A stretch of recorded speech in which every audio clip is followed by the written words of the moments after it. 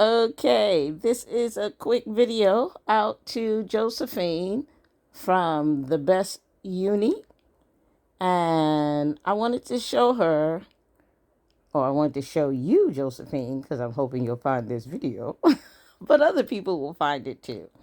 I wanted to show you that I created these sand dollar charms, whoops, using my 3D printer. And I printed them up. I found the image on I found the image out on the internet. I converted it into uh I think I converted it into an SVG first, or maybe they might have been an SVG. And then I took it into Tinkercad, and then I created an STL, and then I sent it over to my printer.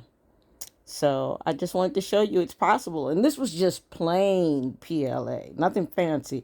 I did another pair that I might try to post with this that I printed them with a tricolor filament.